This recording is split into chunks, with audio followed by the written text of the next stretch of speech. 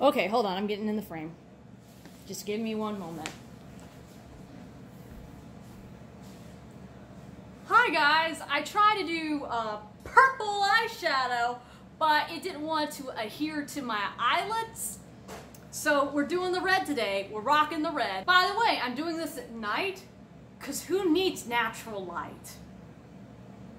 I did not expect that to rhyme. So basically what I'm going to talk about today is two very, very uncomfortable events that I've gone to. So the first one was when I was 16 years old. A friend of ours was going to play the Beatles. So he said, yeah, there's going to be something before it. I think it's a ballet or something. So when we hear ballet, we think of Nutcracker. We think of something cultured, not something that's very different. I would say it was pain. It opens up, the curtains open. And then the guy comes out saying, I was the one who wrote this. My cats are chasing each other. I was the one who wrote this. You feel free to express yourselves. Feel free to cry, laugh, and moan. Let's just say we moaned a lot, but not for the reasons that he was expecting. So they come up there and we're thinking, oh, this is gonna be ballet. And then we realize that most of the outfits are completely see-through. Come on, Puff. It's okay, Puff. Come on. Oh, it's okay. It's okay. Well, he's just... It was very, very actual. I'm not saying yes. It was just... It wasn't good. I was 16. There were kids in the audience. I think everybody came for the Beatles except the lady behind us. We were moaning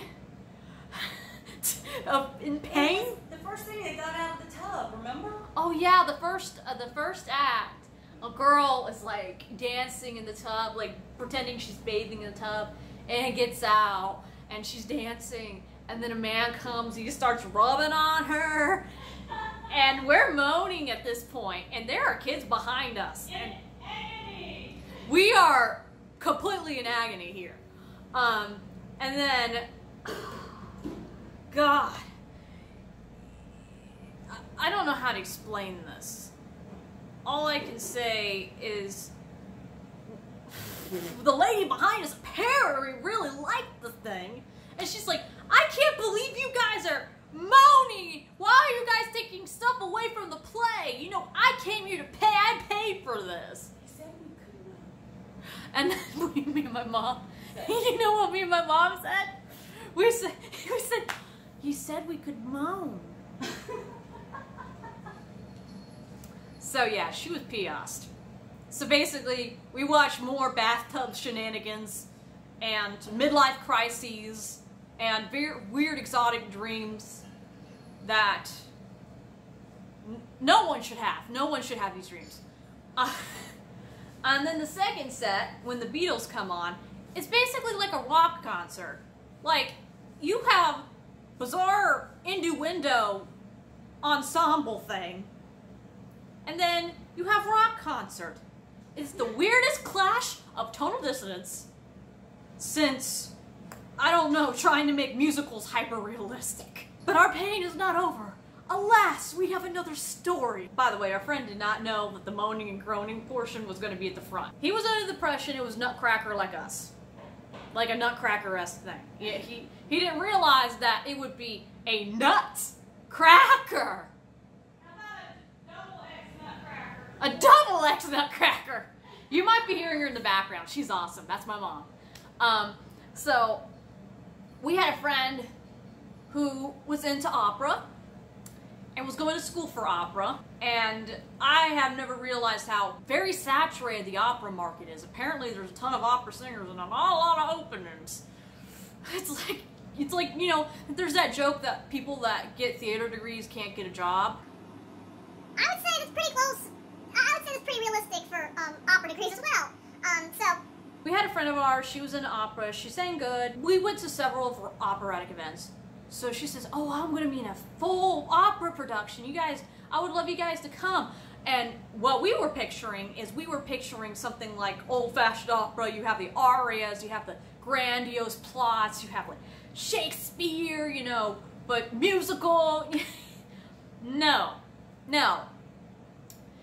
We come in and people are singing in the audience, and also the reason why we came is our college was offering us extra credit for doing it. So we had to do music events at the old institution I went to. So you had to do 20 music events, but they would have special things where you'd only have to do, it would allow you to take 2 credits for a music event if it was really special and they wanted people to go to it. We went because of that too, because it counted as like 2 instead of 1. It was pretty miserable. So it starts and there's like that speed dating tonight. It's the title theme and they're dancing around. Okay, so a lot of times in musicals, the songs are supposed to move the plot along. They're supposed to be, they can't be separated from the musical because they are a part of the plot. Think of Beauty and the Beast. The songs move things along. But no, Speed Dating Night, apparently they decided, oh, we're going to give almost every single character a solo, a freaking aria solo. Every one of them just about. There are a few duets. I could only remember like 1 or 2 or 3 whole ensemble pieces. Yeah, they did.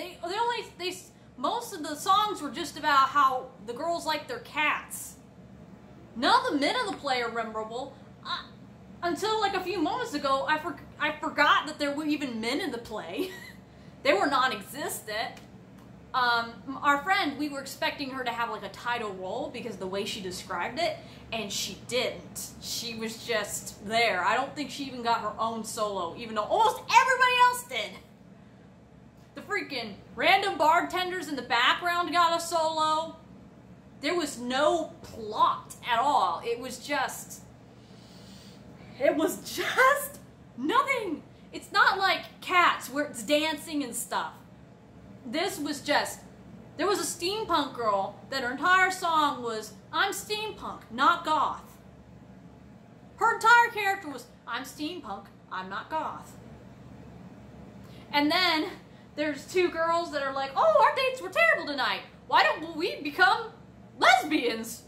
And I'm like, that's not, I mean, okay. They said they both like cats, food, and movies. What? How does that, yes, my mom did an excellent point. How does that turn you gay? So yeah, so in the play, they minimized sexuality, they made men look terrible, they made women look boring, they made the universe revolve around cats and food. The bartenders shouldn't have even been there because they didn't have anything with the plot. There was nothing happening. You had no antagonist, you had no protagonist, you had no climax, you had no conflict. Everybody was so reactive. There was nobody driving the plot.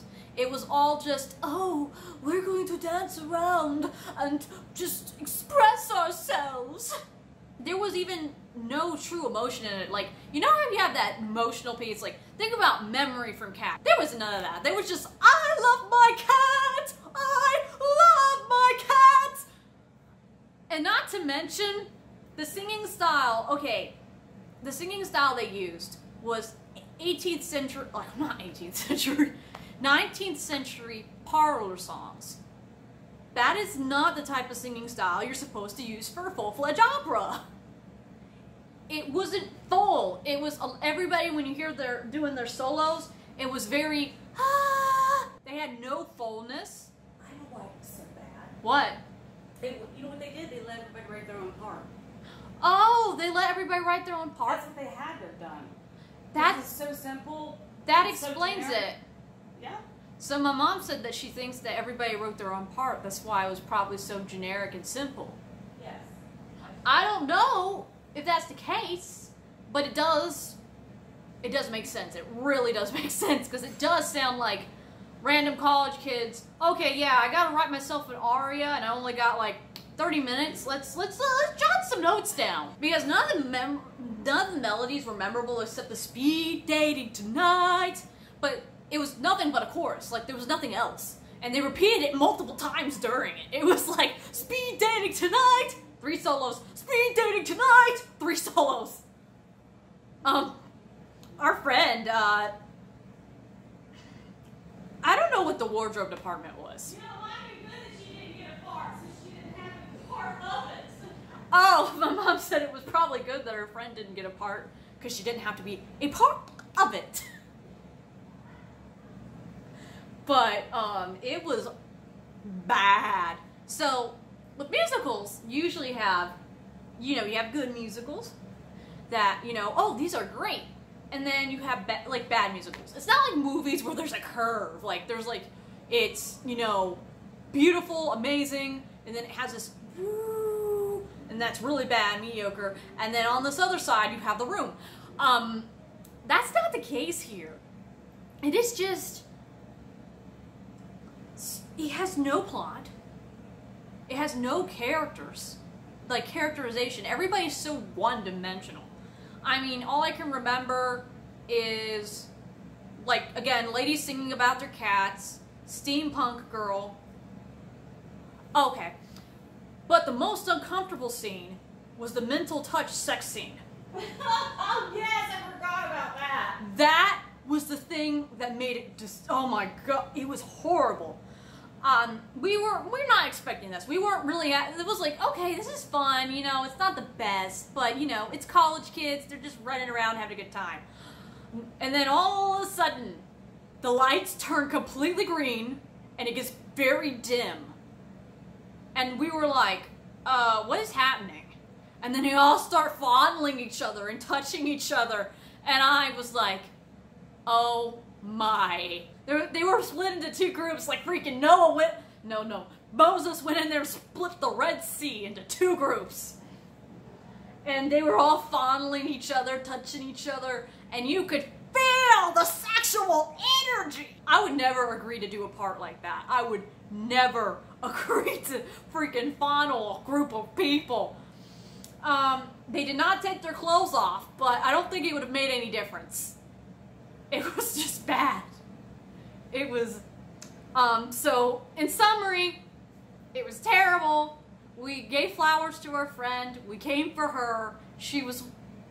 I'm glad she didn't get completely demolished by this thing. But she was beautiful. She was beautiful, yes. I hope you guys enjoyed it, but it was a ride. Bye-bye.